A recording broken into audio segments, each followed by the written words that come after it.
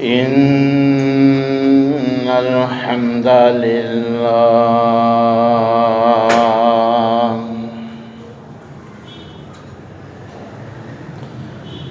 نحمده ونستعينه ونستغفره ونعوذ بالله من شرور أنفسنا ومن سيئات أعمالنا من يهده الله فلا مضل له ومن يضلل فلا هادي له وأشهد أن لا إله إلا الله وحده لا شريك له وأشهد أن محمدًا عبده ورسوله أما بعد فإن خير الحديث كتاب الله وخير الهدي هدي محمد صلى الله عليه وسلم وشر الأمور محدثاتها وكل محدثة بدعة وكل بدعة ضلالة وكل ضلالة في النار. يا أيها الذين آمنوا اتقوا الله حق تقاته ولا تموتن إلا وأنتم مسلمون. يا أيها الناس اتقوا ربكم الذي خلقكم من نفس واحدة وخلق منها زوجها وبث منهما رجالا كثيرا ونساء واتقوا الله الذي تساءلون به والأرحام إن الله كان عليكم رقيبا.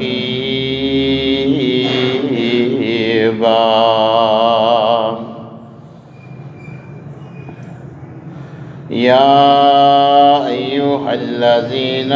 آمنوا اتقوا الله وقولوا قولا سديدا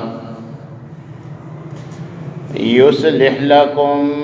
أعمالكم ويغفر لكم ذنوبكم ومن يطع الله ورسوله فقد فاز فوزا عظيما. أما بعد فأعوذ بالله السميع العليم من الشيطان الرجيم من حمده ونفخه ونفسه. بسم الله الرحمن الرحيم.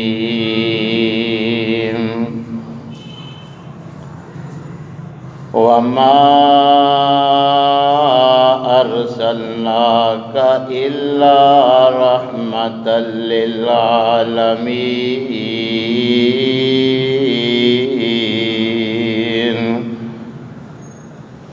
وقال الله في مقام آخر لقد جاءكم رسول من أنفسكم عزيز عليه ما عنتم حريص عليكم بالمؤمنين رؤوف رحيم.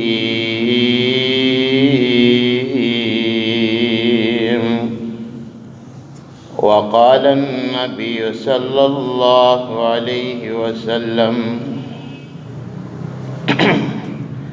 إني لم أبعث لعانا وإنما بعثت رحمة۔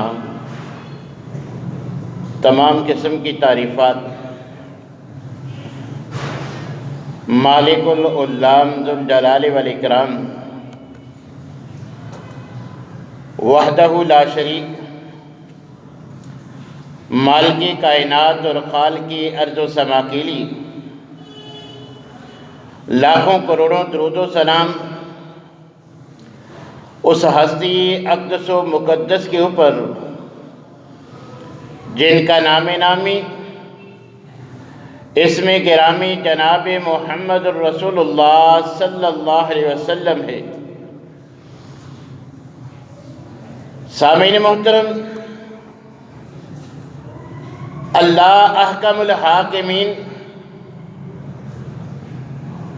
نبی کریم علیہ السلام کے بارے میں قرآن کریم میں فرما رہے ہیں کہ جہاں میں نے اپنے اس محبوب پیغمبر کو دیگر کئی صفات سے نوازا، انہی میں ایک نمایاں صفت رحمت للعالمین ہے کہ یہ میرے محبوب پیغمبر تمام جہانوں کے لیے، تمام عالموں کے لیے باعث رحمت ہیں۔ اب اللہ احکم الحاکمین کی مخلوقات کے عالم کتنے ہیں؟ بعض مفسرین کے نزدیک عالموں کی تعداد 14,000 ہے،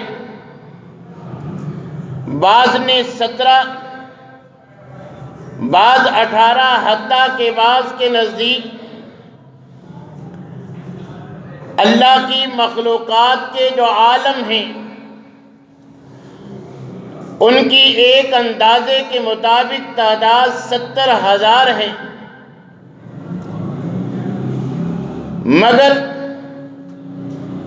اللہ احکم الحاکمین خود فرما رہے ہیں وَمَا يَعْلَمُ جُنُودَ رَبِّكَ إِلَّا هُوَ، کہ اللہ کے لشکر کتنے ہیں صحیح تعین تم نہیں کر سکتے، اللہ ہی زیادہ جانتے ہیں۔ تو ہر عالم کے لیے نبی کریم علیہ السلام باعث رحمت بن کر آئے،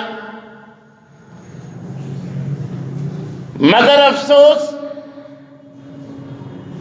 آج پیغمبر سے اپنی محبت کا دعویٰ کرنے والا کسی کے ساتھ بھی رحمت کا معاملہ کرنے کے لیے تیار نہیں۔ جس پیغمبر سے نسبت ہے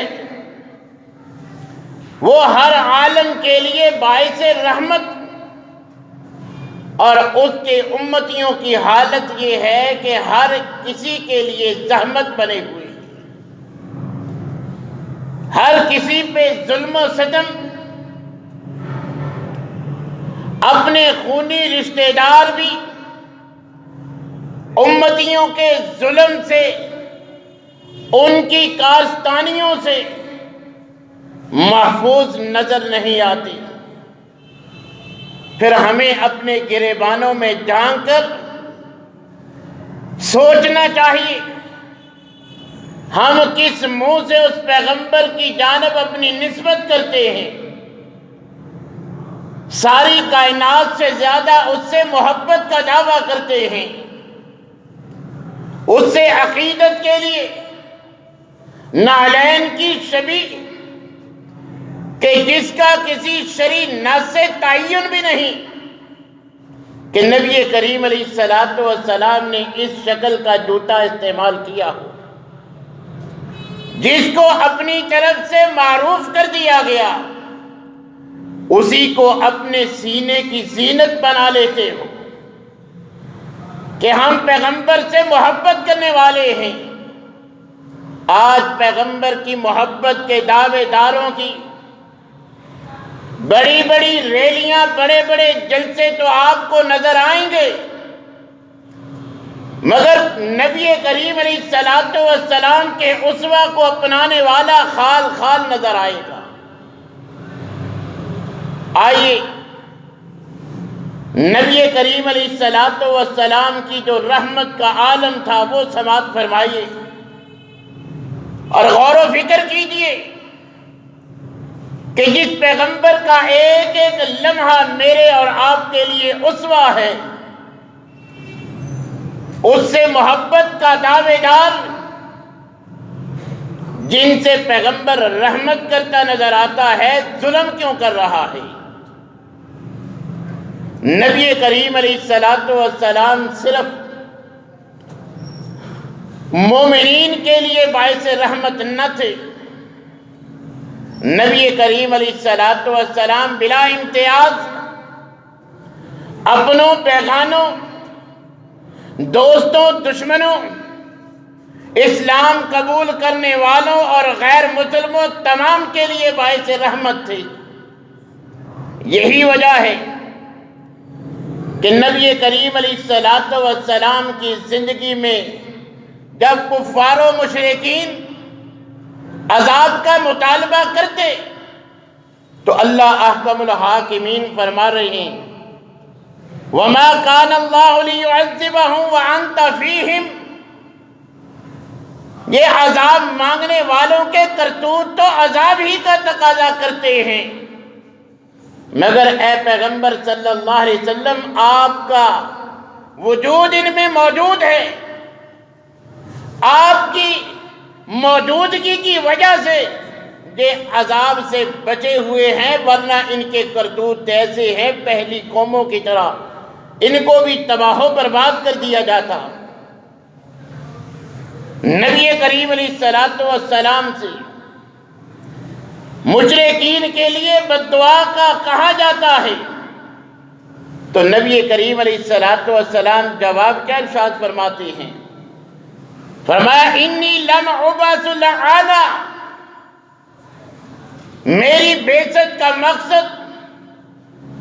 کسی پہ لعنت کرنا نہیں ہے،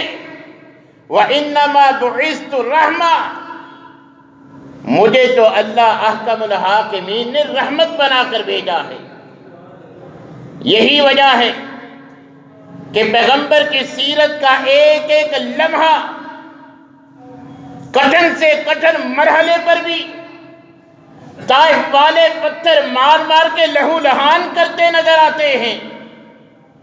مگر نبی کریم علیہ الصلوۃ والسلام ان کے لیے دعا گو نظر آتے ہیں۔ جن بدبختوں نے پیغمبر کے دندان مبارک شہید کیے، اللہم اہد قومی، ان کے لیے دعا گو نظر آتے ہیں۔ جنہوں نے مکہ چھوڑنے پہ مجبور کیا، آج پاور قدرت اختیار کے باوجود لا تثریب علیکم اليوم، کہیں ہندا کو جس نے حضرت حمزہ کی لاش کا مسئلہ کیا، بے حرمتی کی، اس کو معاف کرتے نظر آتے ہیں، کہیں ابو سفیان کو نہ صرف معاف بلکہ اس کے گھر کو دارالامن قرار دیتے نظر آتے ہیں۔ میرے محبوب پیغمبر صرف اپنوں کے لیے نہیں، مسلمانوں کے لیے نہیں، کفار و مشرکین کے لیے بھی باعث رحمت۔ یہی وجہ ہے جب ثمامہ نے گلہ بند کیا تھا، اہل مکہ بلبلائے، درخواست لے کر آئے، دشمن جان کے دشمن، مگر نبی کریم علیہ الصلوۃ والسلام ثمامہ کو حکم دیتے ہیں کہ ان کے پاس گلہ بھیجو۔ نبی کریم علیہ الصلوۃ والسلام کو ہر طرح کی اذیت دی جاتی ہے، مگر آپ ان کے لیے دعائیں کرتے نظر آتے ہیں۔ کس کس کی رحمت کی بات کروں؟ آپ تو تمام عالمین کے لیے بے شمار انگنت لا تعداد بے حد و حساب اللہ کی مخلوقات کے لیے باعث رحمت ہیں. کس کس کا ذکر کروں مگر محبان رسول کہ جن کا رسول اللہ سے محبت کا دعویٰ ہے. آج جب ان کے ظلم و ستم دیکھتا ہوں تو محسوس کرتا ہوں ان کو بتلانا چاہیے کہ ان لوگوں کے ساتھ آج جو ان کے ظلم سے بچ نہیں سکتے، نبی کریم علیہ السلام کا اسوہ جس سے ہم محبت کا دعویٰ کرتے ہیں، ان کا اسوہ اینٹ کا جواب پتھر نہیں تھا. نبی کریم علیہ السلام کا اسوہ دشمنوں کی اینٹ سے اینٹ بجانا نہیں تھا. نبی کریم علیہ السلام ظلم کا مقابلہ پیار سے کرتے نظر آتے ہیں، بڑے سے بڑے دشمنوں کو بھی معاف کرتے نظر آتے ہیں. مگر آج کا امتی جو پیغمبر سے نسبت تو کرتا ہے، معمولی سی غلطی پر اپنے خون اپنے لخت جگر کو معاف کرنے کے لیے تیار ہے. دیکھ لیجئے اپنی حالت کہ اپنے لخت جگر اپنے بیٹے سے معمولی غلطی ہو جاتی ہے،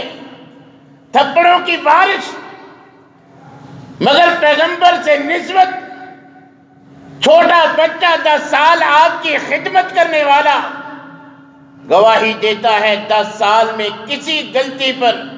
پیغمبر نے اف تک نہیں کہا.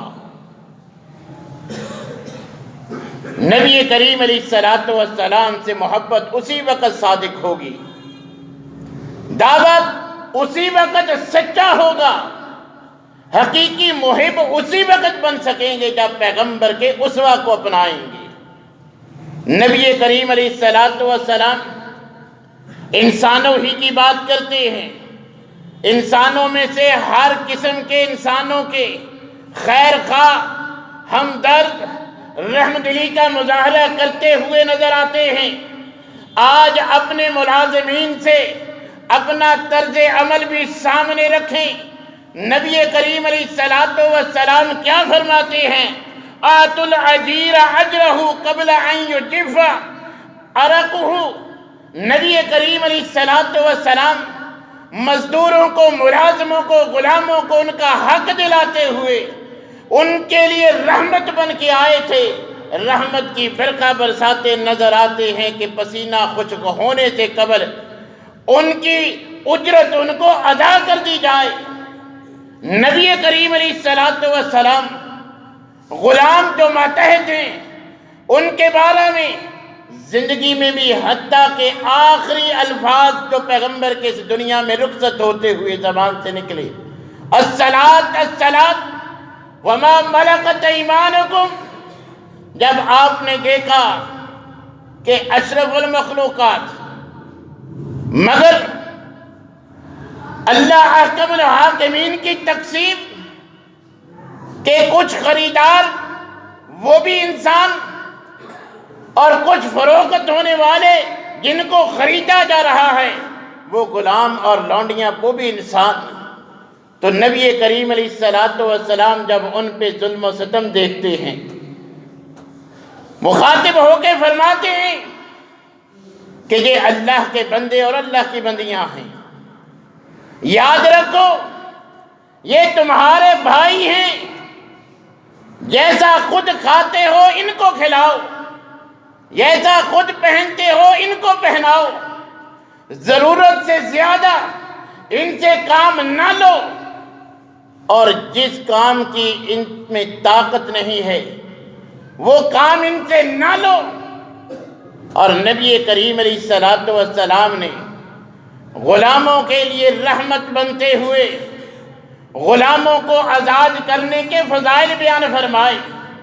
غلطی پہ کفارے کی ایک صورت غلام آزاد کرنا قرار دی، غلاموں کے ساتھ اس قدر اچھے سلوک کا نبی کریم علیہ السلام نے حکم دیا کہ ایک صحابی نبی صلی اللہ علیہ وسلم سے ان کے حقوق کے بارے میں سنتے ہیں تو سوال کرتے ہیں، اے اللہ کے رسول،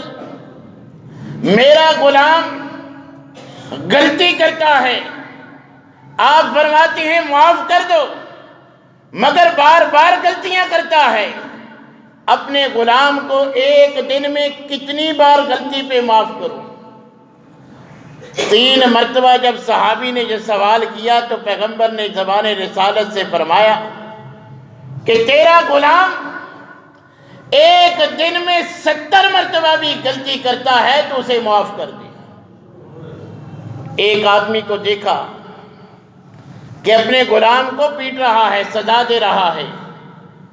فرمایا کہ اللہ تجھ سے بھی زیادہ تیرے اوپر اختیار رکھتے ہیں، تو اس کا مالک ہے، جو چاہے کر سکتا ہے، مار بھی سکتا ہے، معاف بھی کر سکتا ہے، مگر یاد رکھ جو تیرا مالک ہے وہ تجھ سے بھی زیادہ تیرے اوپر اختیار رکھتا ہے۔ صحابی فرماتے ہیں پیچھے مڑ کے دیکھا تو جناب رسول اللہ صلی اللہ علیہ وسلم تھے۔ میں نے کہا اللہ کے رسول، میں اب اس غلام کو اللہ کی رضا کے لیے آزاد کرتا ہوں۔ فرمایا کہ اب تو بچ گیا ورنہ جہنم کی آگ تجھے لپیٹ لیتی غلام کے ساتھ اس سلوک کی بنا پر۔ نبی کریم علیہ السلام یتیموں کے لیے باعث رحمت بن کر آئے، یتیموں کو دیکھا، ان کے ساتھ بھی غلاموں جیسا سلوک، ماں باپ کا کفن میلا نہیں ہوتا کہ ورثاء کو جائیداد اپنے نام کروانے کی، یتیموں کا مال ہڑپ کرنے کی فکر ہوتی ہے۔ نبی کریم علیہ السلام نے فرمایا یاد رکھو سب سے افضل گھر وہ ہے جس میں یتیم کے ساتھ حسن سلوک کیا جاتا ہے، اور سب سے برا گھر وہ ہے جس میں یتیم کے ساتھ برا سلوک کیا جاتا ہے۔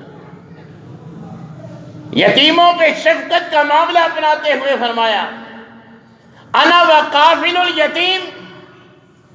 یتیم کی اچھی پرورش کرنے والا، حسن سلوک کرنے والا، اللہ کو یہ عمل اتنا پسند ہے کہ نہ صرف جنت ملے گی بلکہ یتیم کے ساتھ اچھا سلوک کرنے والا کل قیامت کے دن جنت میں میرے ایسے ہی ساتھ ہوگا جیسے یہ 2 انگلیاں قریب ہیں، اسی طرح اللہ اسے میرا قرب نصیب فرمائیں گے۔ شفقت سے ہاتھ پھیرو، جتنے بال ہاتھ کے نیچے آئیں اللہ اتنی نیکیاں نامہ اعمال میں داخل کر دیتے ہیں۔ نبی کریم علیہ السلام نے دیکھا کہ اپنی لخت جگر کو، اپنی ہی سگی بیٹیوں کو اپنے ہی ہاتھوں سے زندہ درگور کیا جا رہا ہے۔ بیٹیوں کے لیے باعث رحمت، نہ صرف منع فرمایا بلکہ بیٹی کا جو جائز مقام تھا وہ دلوایا۔ مگر افسوس کی بات ہے پیغمبر کے زمانے میں بیٹی کی پیدائش پہ جو رویہ ماں باپ کا ہوتا تھا آج مسلم معاشرے میں واضح نظر آتا ہے۔ جیسے قرآن کہتا ہے وہ بدبخت بیٹی کی خبر سن کے چہرہ سیاہ ہو جاتا، منہ چھپاتے پھرتے۔ آج پیغمبر کے امتی کی بھی یہی حالت نظر آتی ہے، بیٹی کی کوئی خوشی کرتا نظر نہیں آتا، بیٹے پہ خوشی پہ لاکھوں خرچ کر دیتے ہیں۔ عورتوں کو میراث نہیں ملتی تھی، پیغمبر عورت کے لیے باعث رحمت بن کر آئے، وراثت سے ان کا حق دلوایا۔ مگر آج کا امتی پیغمبر سے محبت کا دعوے دار، باپ سمجھتا ہے بیٹی کو جہیز دے دیا وراثت کیسے دوں، بھائی کہتے ہیں کہ اس نے کون سا محنت کی ہے، چلو آدھا ہی صحیح، مگر اس کو وراثت سے حصہ کیوں دیا جائے؟ ساری محنت تو ہماری ہے، دن رات تو ہم نے ایک کیا ہے۔ تو جو پیغمبر زندہ درگور ہوتی ہوئی بیٹی کے لیے باعث رحمت بن کے آئے، قیامت تک آنے والوں کو بیٹی کا حق ادا کرنے کا، بہن کا حق ادا کرنے کا،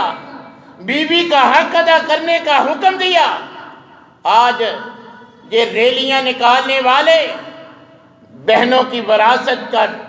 حق ادا کرنے کے لیے تیار نہیں، بیٹیوں کو جائیداد سے حصہ دینے کے لیے تیار نہیں۔ کس منہ سے پیغمبر سے نسبت کا دعویٰ کیا جاتا ہے؟ نبی کریم علیہ السلام تو جانوروں کے لیے بھی باعث رحمت ہیں کہ جانور، نبی کریم علیہ السلام نے فرمایا جانور کو باندھ کر نشانہ نہ لگایا جائے، اپنے نشانے کو پختہ کرنے کے لیے جانور کا استعمال نہ کیا جائے۔ ایک گدھے کو دیکھا کہ اس کے چہرے کو داغا ہوا ہے، سخت ناراض ہوئے، فرمایا اللہ کی لعنت ہو اس انسان پہ جس نے اس کو یہ اذیت دی ہے۔ نبی کریم علیہ السلام جانوروں کو اذیت ناپسند فرماتے تھے۔ آپ دیکھ لیجئے قربانی کے مسائل میں نبی کریم علیہ السلام نے ذبح بھی احسن انداز میں کرنے کا حکم دیا ہے، مگر آج کا یہ عاشق رسول، یہ سینے پہ نالین کی شبیہ لگانے والا، ان اولیاء کے نام پہ جن کو اللہ کے اولیاء مانا جاتا ہے، ان کے عرس کے موقع پر بھی کتے لڑاتے نظر آتے ہیں، مرغوں کی لڑائی، تتر لڑاتے، بیل دوڑ کے لیے آگے بڑھانے کے لیے لوہے سے بیلوں کو زخمی کرتے نظر آتے ہیں۔ پیغمبر سے نسبت کا دعویٰ ہے، جانوروں کے لیے باعث رحمت بن کر آئے ہیں۔ آج ہماری ظلم سے جانور تک محفوظ نہیں ہیں کہ ایک بلی کو باندھنے کی وجہ سے جس پیغمبر نے اس عورت کو جہنم کی وعید سنائی، زانیہ کا کتے کو پانی پلانا اس کی جنت میں جانے کا سبب بن گیا۔ آج جانوروں کے ساتھ ہمارا سلوک دیکھ لیجیے، کتنے آپ کو روڈ پہ ایسے جانور کہ مالک نے جب تک صحت درست تھی اس کو کام لیتا رہا، اب زخمی ہے،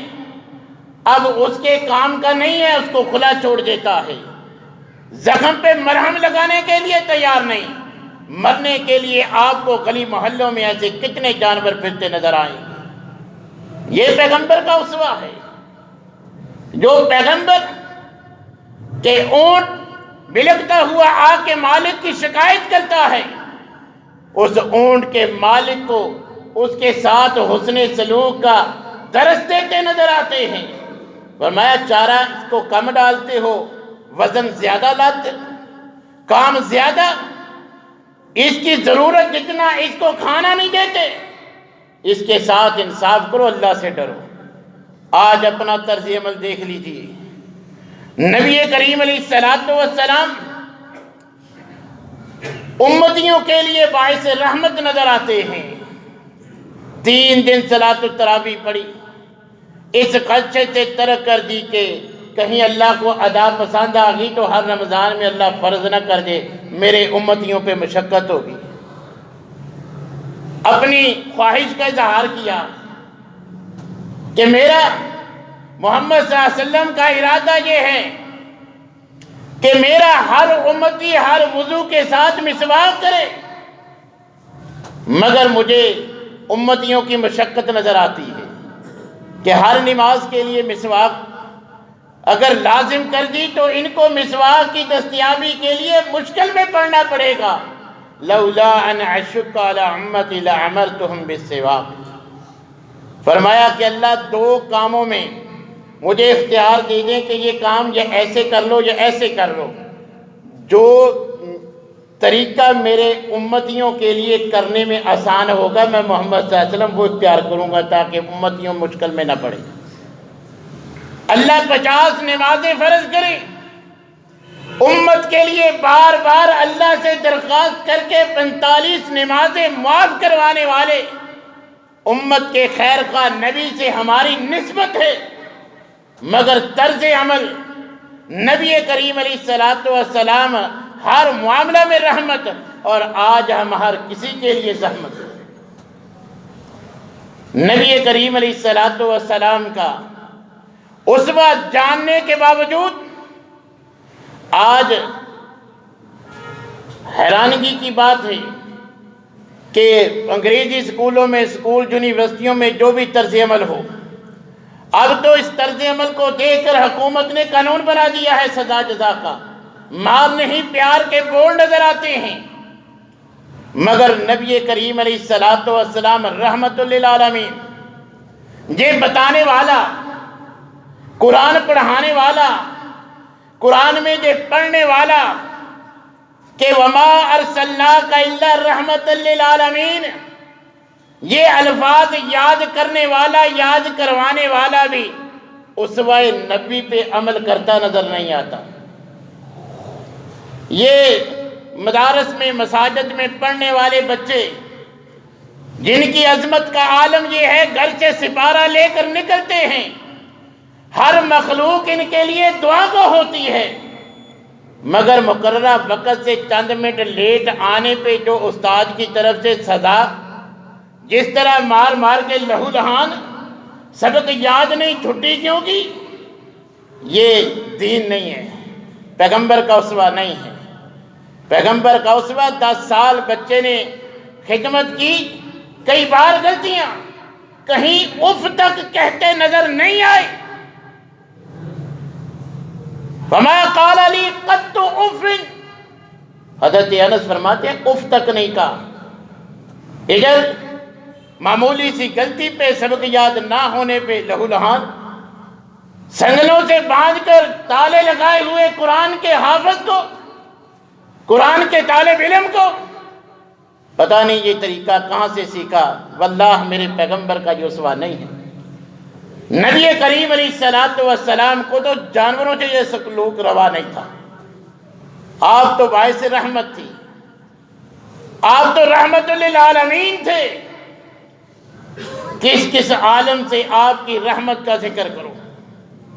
تو اگر ہم چاہتے ہیں کہ جو ہم نے آپ سے نسبت کی ہے، جو ہمارا دعویٰ ہے، نبی کریم علیہ السلام جب ہمارے کرتوت دیکھیں گے کہ یہ اپنے ہی بیٹے کو سزا دیتے ہوئے ٹانگ توڑ دی، بازو توڑ دیا، دعویٰ ہے کہ میں پیغمبر سے محبت کرنے والا ہوں،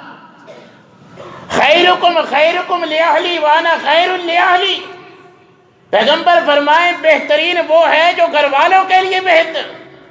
آج کا امتی نالین کی شبیہ لگائے ہوئے، روٹی لیٹ ہوگی بیگم کو طلاق، سوٹ استری نہیں کیا بیگم کو طلاق، بغیر پوچھے ماں سے ملنے چلی گئی، فون آیا کہ ماں کی طبیعت خراب ہے، اجازت نہیں لی، اب طلاق، اسی گھر میں بیٹھی رہو، لینے کے لیے تیار نہیں۔ یہ پیغمبر کا اسوہ؟ کس منہ سے اس پیغمبر سے محبت کے دعوے دار ہیں جن کے بارے میں اللہ گواہی دے رہے ہیں وما ارسلناک الا رحمت للعالمین۔ آپ تو دشمنوں کو معاف کرتے نظر آتی ہیں، ادھر باپ بیٹے کو معاف کرنے کے لیے تیار نہیں، استاد شاگرد کو معاف کرنے کے لیے تیار نہیں، جو ہے وہ شوہر بیوی کو معاف کرنے کے لیے تیار نہیں، بیوی شوہر کی کوئی غلطی معاف کرنے کے لیے تیار نہیں، وہ بھی سچی امتی بننے کی دعوے دار، یہ بھی سچا امتی، سچا محب بننے کے لیے، دونوں عشق رسول کا دعویٰ کرنے والے۔ تو نبی کریم علیہ السلام نے اس لیے تو فرمایا تھا من احب سنتی فقد احبنی، جو اس انداز میں مجھ سے محبت کرے گا کان معی فی الجنہ، وہ جنت میں میرے ساتھ ہوگا۔ ہر دعوے دار جنت میں نہیں جائے گا، آپ کی ذات کی طرح آپ کے عمل سے بھی محبت کرنے والا، جیسے آپ رحمت کرنے والے تھے، معاف کرنے والے تھے، ویسے ہی نبی کریم علیہ السلام نے تو بات ہی مکا دی، فرمایا لیس منا، دعویٰ کرتا رہے ہم سے اس کا کوئی تعلق ہی نہیں ہے، کوئی نسبت ہی نہیں ہے، کرتا رہے اس کے منہ کی بات ہے۔ جو چھوٹے پہ رحم نہیں کرتا بڑے کی عزت نہیں کرتا۔ لیس منا،